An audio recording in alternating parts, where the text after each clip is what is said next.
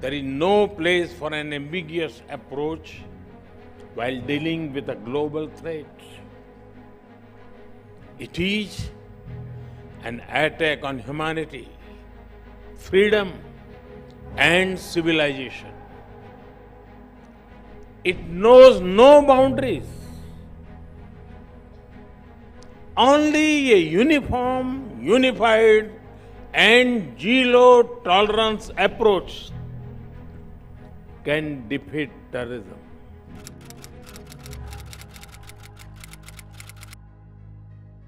तिरंगे की यही भूमिका हमने कुछ समय पहले यूक्रेन में भी देखी।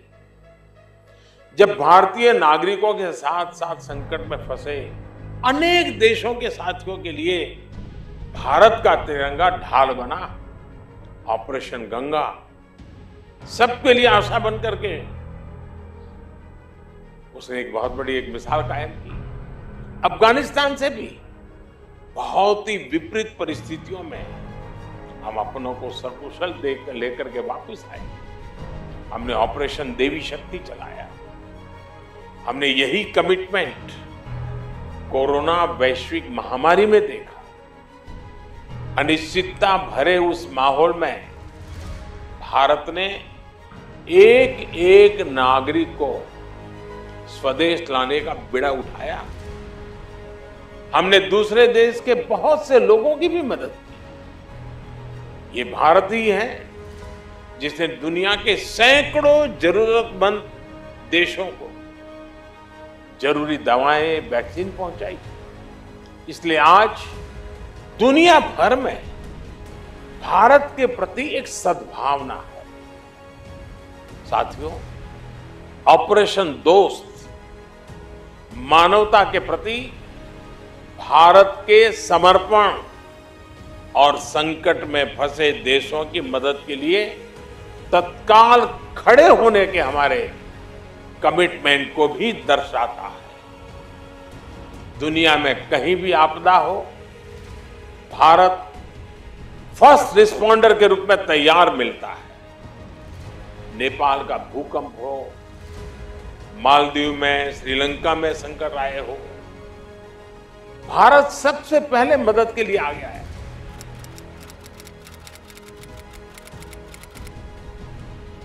During the COVID pandemic, India's Vaccine Maitri initiative supplied made in India vaccines to over 100 nations. I would now like to announce a new Arogya Maitri project. Under this project, India will provide essential medical supplies to any developing country affected by natural disasters or humanitarian crises.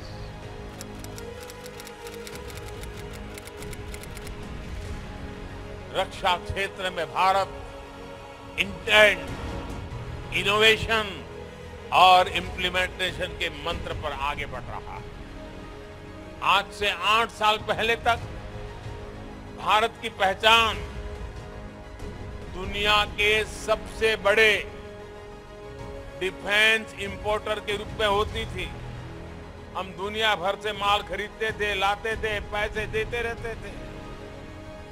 लेकिन new India ने intent दिखाया, इच्छा शक्ति दिखाई और make in India आज रक्षा क्षेत्र की सक्सेस स्टोरी बन रहा है। पिछले 5 वर्षों में हमारा रक्षा निर्यात, हमारा डिफेंस एक्सपोर्ट 8 गुना बढ़ा है। दोस्तों, हम दुनिया के 75 से ज्यादा देशों को रक्षा सामग्री और उपकरण एक्सपोर्ट कर रहे हैं, निर्यात कर रहे हैं। 2021-22 में भारत का डिफेंस एक्सपोर्ट $1.59 बिलियन यानी करीब 13,000 करोड़ रुपए हो चुका है। और आने वाले समय में हमने इसे $5 बिलियन यानी 40,000 करोड़ रुपए तक पहुंचाने का लक्ष्य रखा है। ये निर्यात एक्सपोर्ट केवल कुछ उपकरणों तक सीमित नहीं है, केवल कुछ देशों तक सीमित नहीं है।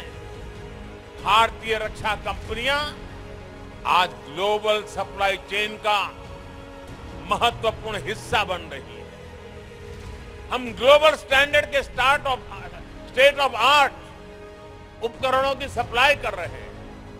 आज एक और कई देश भारत के तेजस जैसे आधुनिक फाइटर जेट में दिलचस्पी दिखा रहे हैं, तो वहीं हमारी कंपनियां अमेरिका, इजरायल और इटली जैसे देशों को भी रक्षा उपकरणों के पार्ट सप्लाई कर रही है। देश को इस मुकाम तक लाने के लिए हमारी नीतियां, हमारे रिफॉर्म्स और ईज ऑफ डूइंग बिजनेस में बेहतरी की भी बड़ी भूमिका है। भारत ने अपने रक्षा खरीद बजट का 68% भारतीय कंपनियों के लिए निर्धारित किया, ईयरमार्क किया है। यानी जो टोटल बजट है उसमें से 68% भारत में बनी, भारत के लोगों के द्वारा बनी हुई चीजों को खरीदने के लिए हमने ईयरमार्क कर दिया है।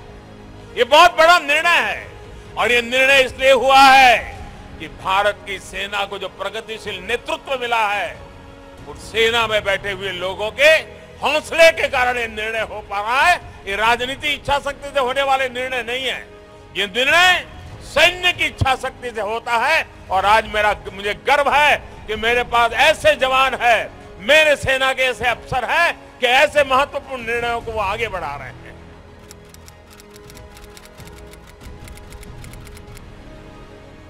हमारी सेनाओं ने ऐसे उपकरणों की एक लंबी लिस्ट भी बनाई है जिनकी खरीद अब स्वदेशी कंपनियों से ही की जाएगी।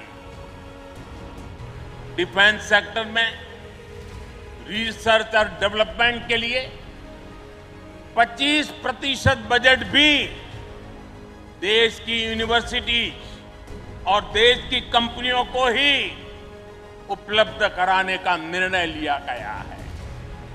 तमिलनाडु और उत्तर प्रदेश में 2 बड़े डिफेंस कॉरिडोर भी विकसित हो रहे हैं। आज चाहे ऑफशोर पेट्रोल वेसल्स हो, सबमरीन्स हो या एयरक्राफ्ट कैरियर्स हो, आज भारत की नौसेना की ताकत अभूतपूर्व गति से बढ़ रही है। इससे आने वाले समय में हमारी नेवी और मजबूत होगी। ज्यादा सुरक्षित सी लेन्स, बेहतर मॉनिटरिंग और बेहतर प्रोटेक्शन से हमारा एक्सपोर्ट, मैरीटाइम ट्रेड और मैरीटाइम प्रोडक्शन भी बढ़ेगा। इससे केवल भारत ही नहीं बल्कि दुनिया के दूसरे देशों और विशेषकर हमारे पड़ोसी मित्र राष्ट्रों के लिए व्यापार और समृद्धि के नए रास्ते खुले।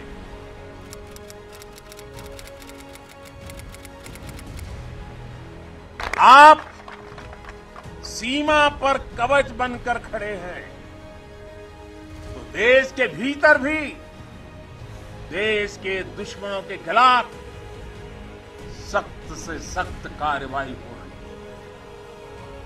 आतंकवाद की, नक्सलवाद की, अतिवाद की जो भी जड़ें बीते दशकों में पनपी थी, उसको उखाड़ने का सफल प्रयास देश निरंतर कर रहा है।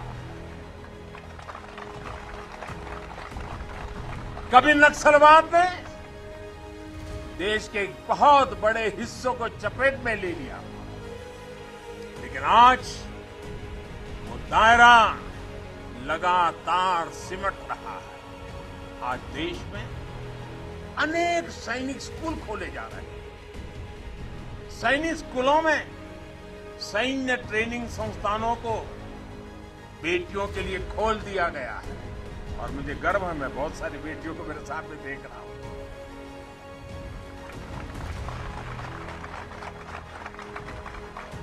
भारत की सेना में बेटियों के आने से हमारी ताकत में वृद्धि होने वाली है, ये विश्वास रखिए।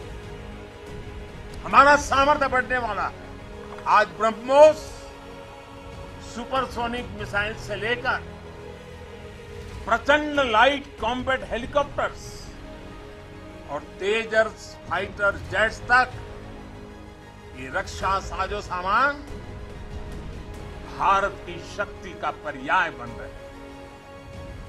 आज भारत के पास विशाल समंदर में विप्लवी विक्रांत है। युद्ध गहराइयों में हुआ तो अरी का अंत अरिहंत है। भारत के पास पृथ्वी है, आकाश है। अगर विनाश का तांडव है तो शिव का त्रिशूल है, पिनाका है। कितना भी बड़ा कुरुक्षेत्र होगा, लक्ष्य भारत का अर्जुन भेदेगा। आज भारत अपनी सेना की जरूरत तो पूरी कर ही रहा है, बल्कि रक्षा उपकरणों का एक बड़ा निर्यातक भी बन रहा है। आज भारत अपने मिसाइल डिफेंस सिस्टम को सशक्त कर रहा है, वहीं दूसरी तरफ ड्रोन जैसी आधुनिक और प्रभावी तकनीक पर भी तेजी से काम कर रहा है।